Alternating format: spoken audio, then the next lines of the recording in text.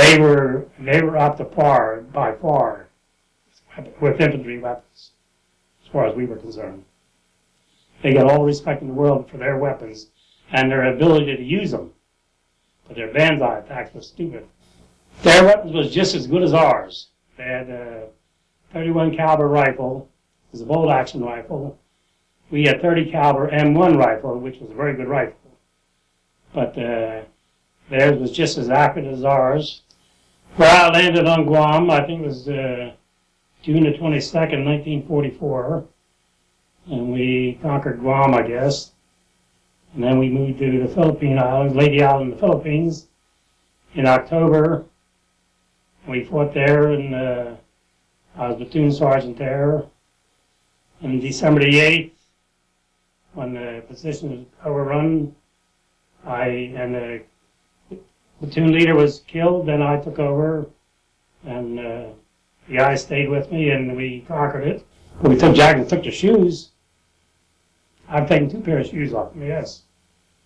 But one thing is certain, war is hell, but people don't realize it. The biggest problem was with your feet. Your combat boots got wet, and you had dirt and mud in your shoes, and you wore them forever. As a result, you call what you call the GI crud. So we didn't shave on Guam from July the 22nd till about the middle of August. And it was almost the same in the Philippines. You only have one suit of clothes, but, and I'm saying this, it's the truth. If a fellow was killed and his clothes were cleaner than yours, you took his clothes. When I was on Hiroshima, I was wearing a PFC fatigue jacket that I took from my body. But our ration was D ration, which is dehydrated. And I used to say they ought to give us a metal for eating a case of it. Because but the chocolate D ration wasn't too bad. March the 6th, the commission came through, and there's a second lieutenant and a platoon leader. And then we moved from there to Okajima, the Ryukyu Islands, right at the homeland of Japan, where all the anti-aircraft guns were, and Okajima, Tokishikashima. And we done all right there, and then we landed on Hiroshima.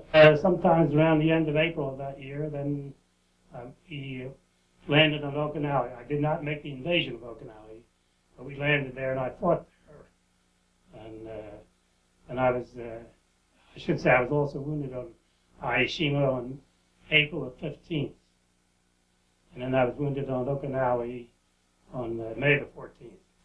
We took the Ryukyus before Okinawa was invaded. And the first day was on Hiroshima. We seen all these Jap planes going over. We didn't know Okinawa was being invaded then by our troops. But there'd be 25, 30, 50 Japanese planes go over all day long. This went on. But they never came back. We didn't realize until afterwards. Then when we had captured Hiroshima, then we got word that they were all suicide bombers hitting our ships and stuff like that. And but that was the end of the Japanese Air Force right there.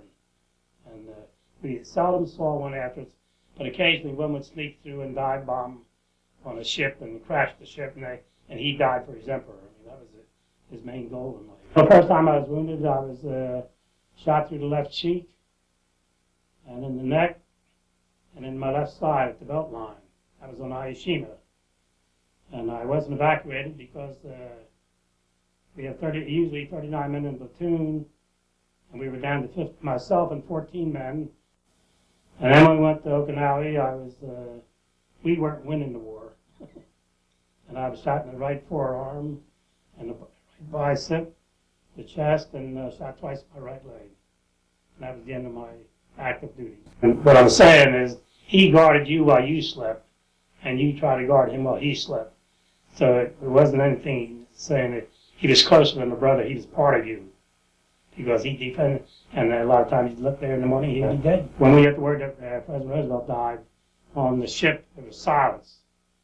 And the captain of the ship said, well, the best thing you can do is pray and read your Bibles. I was with my company when we was on Hiroshima, and the guys liked him because he was Down there as a correspondent, but he was a soldier's correspondent. He was at the front with us and not in the rear with the generals like most of the war correspondents were. And he was killed around noontime with talking to my company commander. And I think he was killed by a grenade.